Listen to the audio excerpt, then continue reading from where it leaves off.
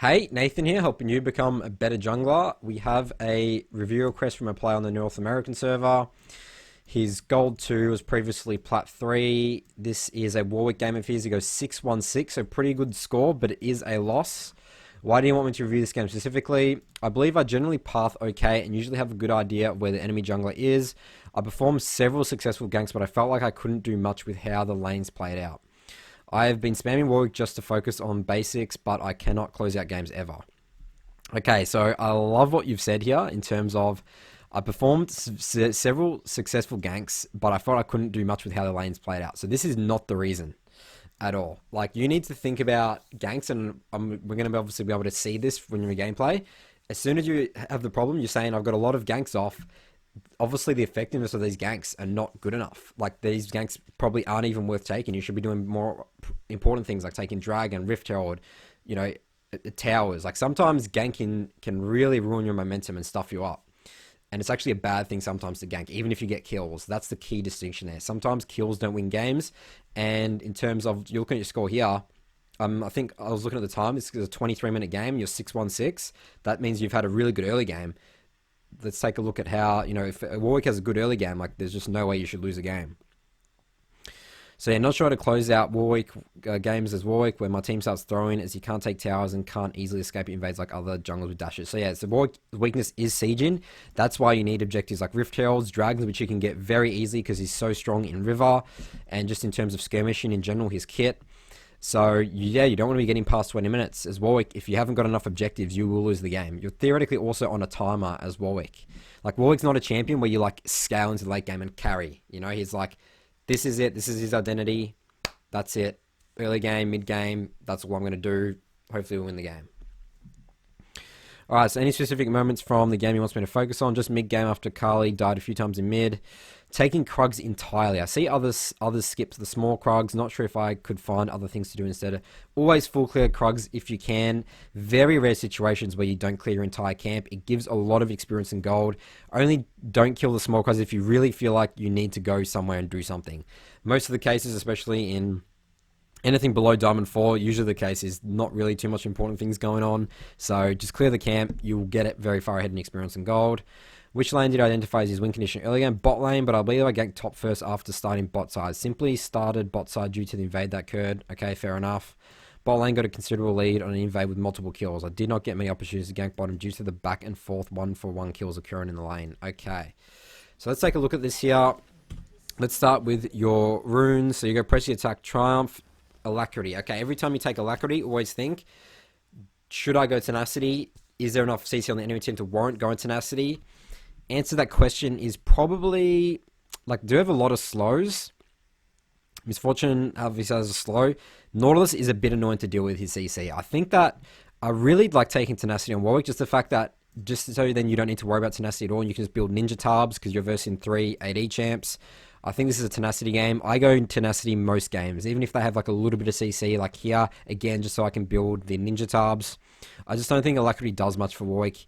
Like, pressy attack, obviously, you can get your auto attacks off more, but, Warwick really gets in. He doesn't like attack people and just for long periods of time. It's just like, come in here. You can easily get your 3 auto attacks off in your fear. That's all you do. Use ult. Attack speed doesn't exactly help you that much. So yeah, take that. Last Stand's a very good rune, especially the fact that you're against very heavy melee champs here. And you take Celerity and Water Walk in. So I think that Nimbus Cloak is always the better rune to take here.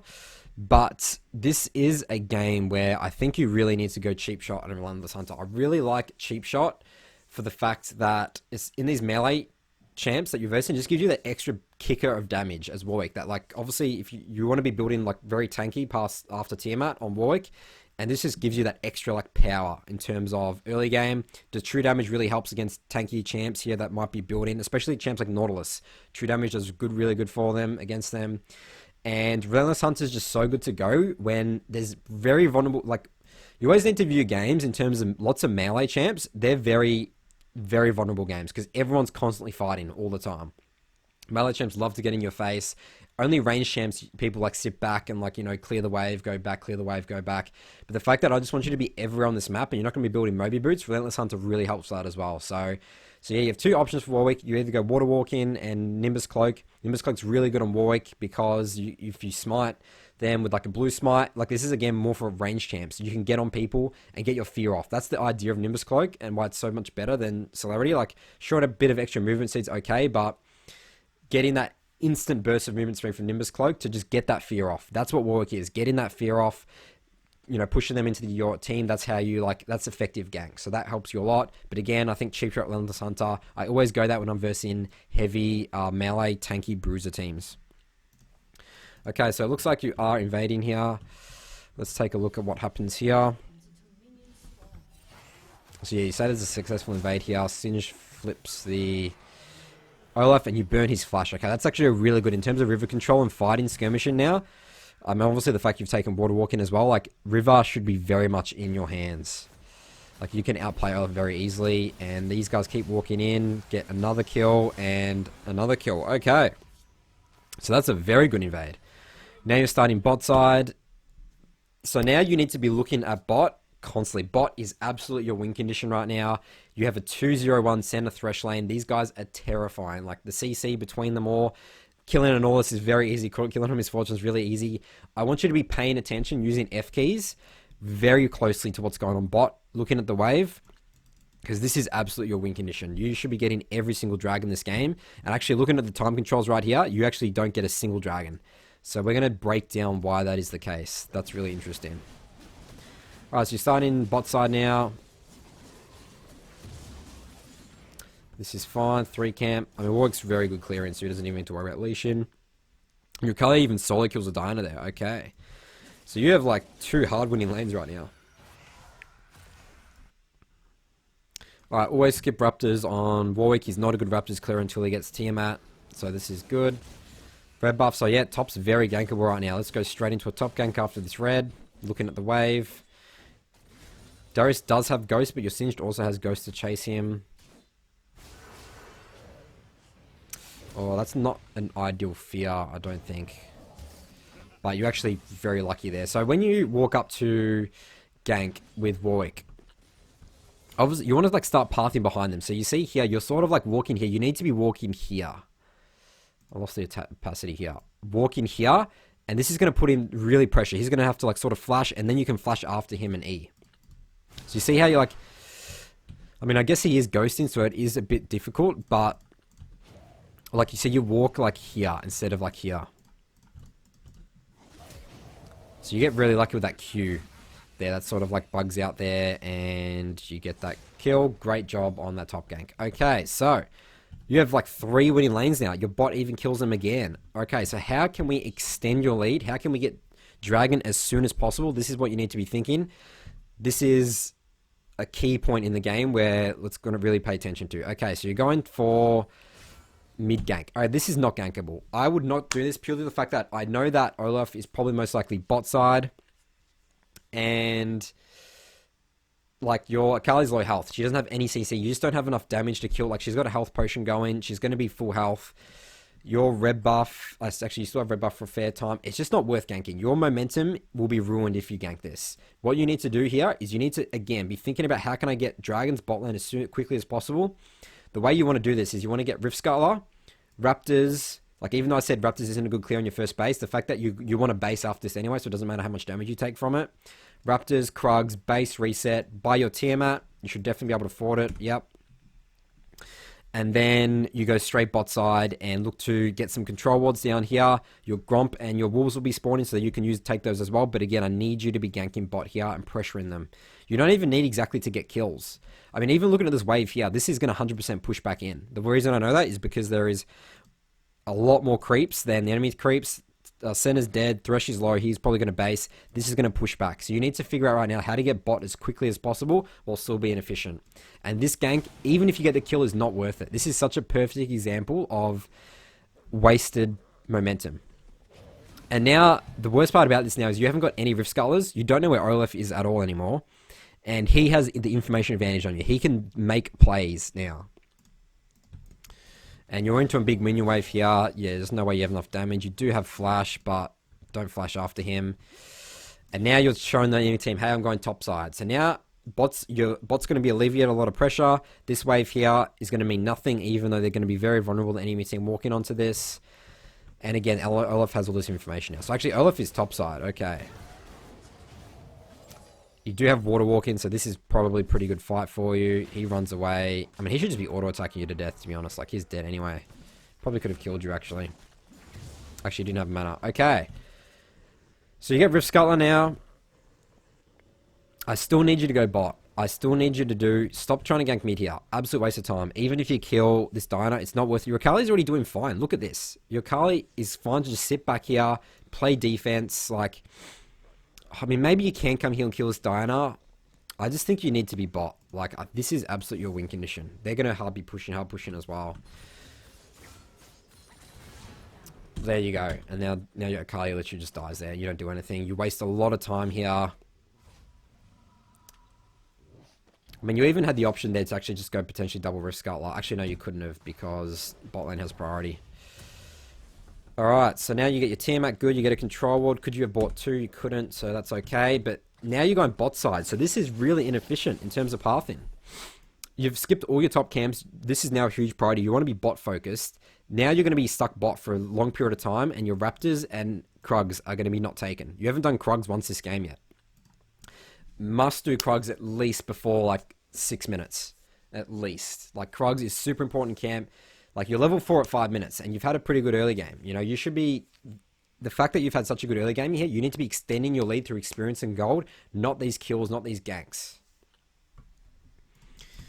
And your ganks, I mean, obviously gank, but gank effectively. And the way you gank effectively is through bot lane. So you actually come here and get this, but your center does die. Alright, so you need to be thinking right now, how can... Good that you push this in reset. I would base right now. You can't get Dragon because Akali's just died. Oh, actually, maybe you can. Center's back. Yeah, you drag here. You have a control ward. So what you want to do, control ward here. This is a free opportunity to do Dragon. 100%. Note this down here as well.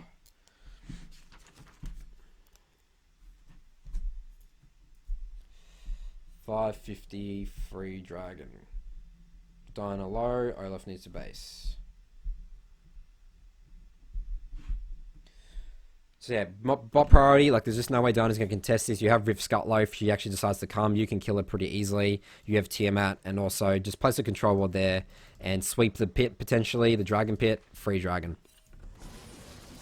Instead you go do Gromp, and now you're ganking this guy again.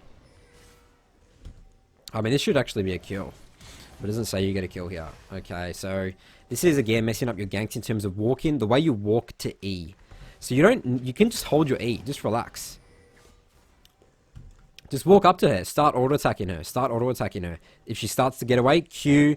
Then you can E. If she tries to flush away, you can flush E her like into your team.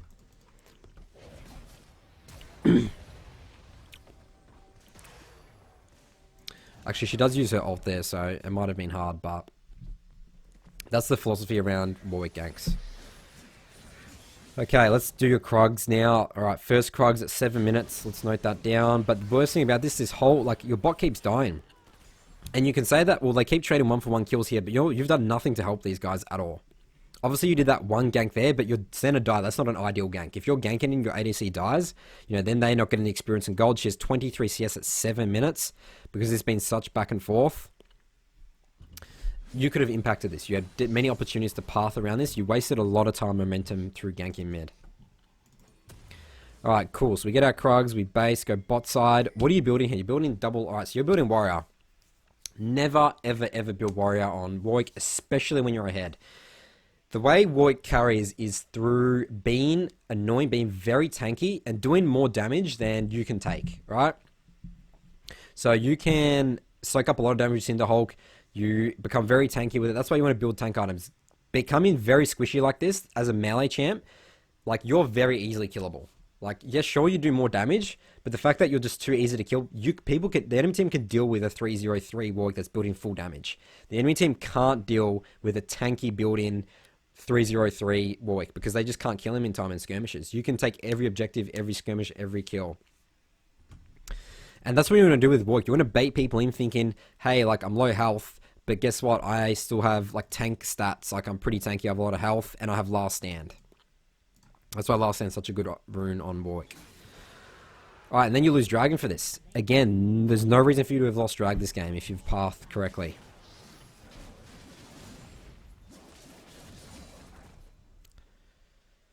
Alright, I would have done Gromp before walking up to my red.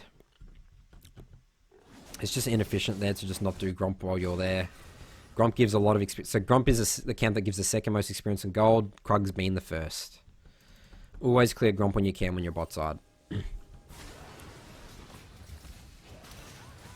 Alright, so Akali actually trades a kill there. You come gank this Darius. That's good.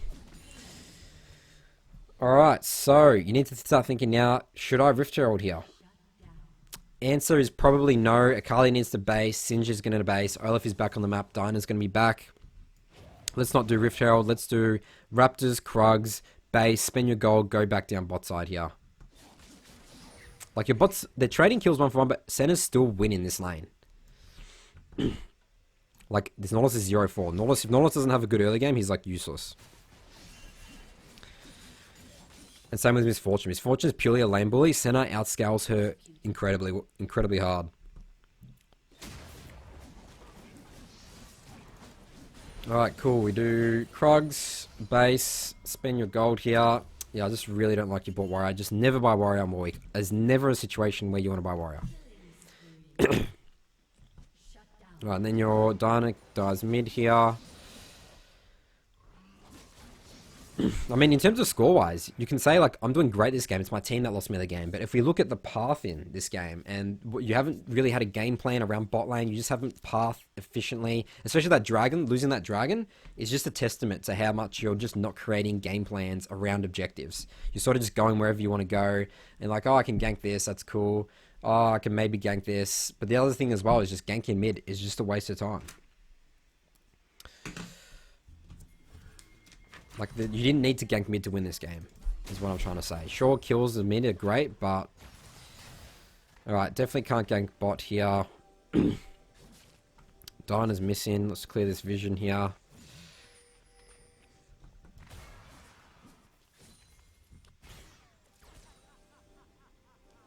Thrush is basing, so can't gank bot.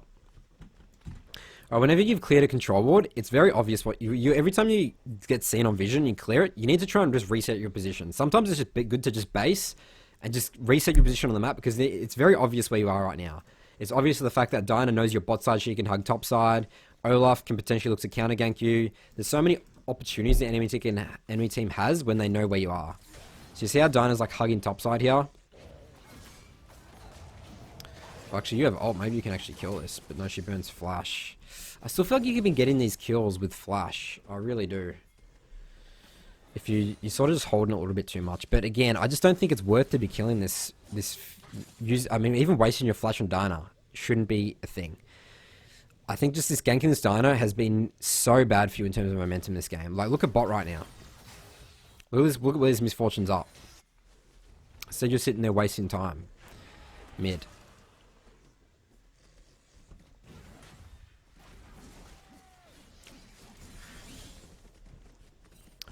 Alright, so Dragon's coming up. I would have done, again, efficient jungle path. Create a jungle path around your next objective. So Dragon's coming up soon. Do your Raptors, do your Krugs, base reset, get 2 control wards. 2 control wards are super important for objectives. Then come down bot and look to pressure this.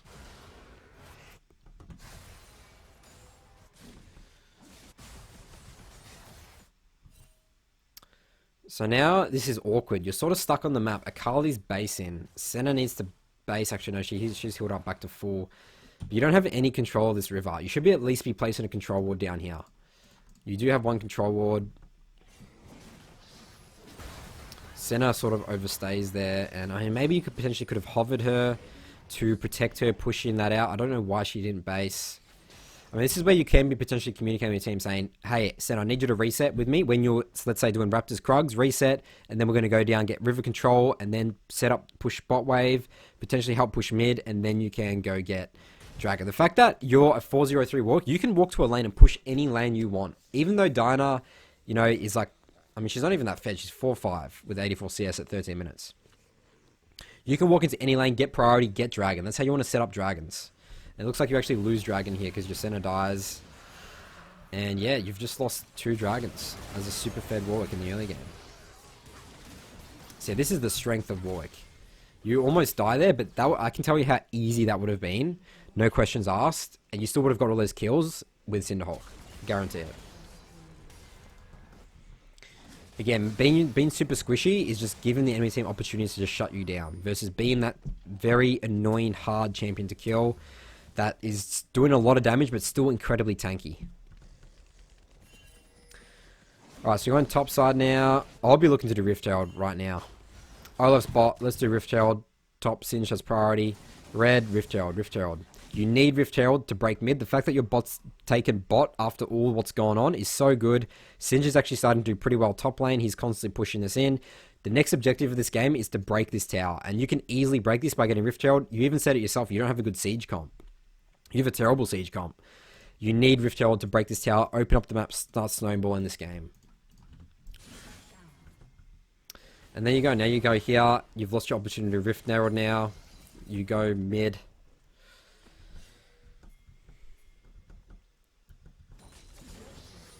And it looks like you're actually going to lose Rift Herald here.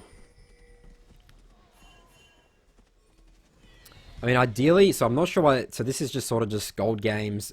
You have 3 bot. Ideally, your center and Thresh are top, getting this objective, helping you get Rift Herald. But, I mean, you still had an opportunity to Rift Herald. That's what I'm trying to say here. You lose Rift Herald here. The enemy team is all here. I don't think you can defend this tower. They pop Rift. You can't defend this.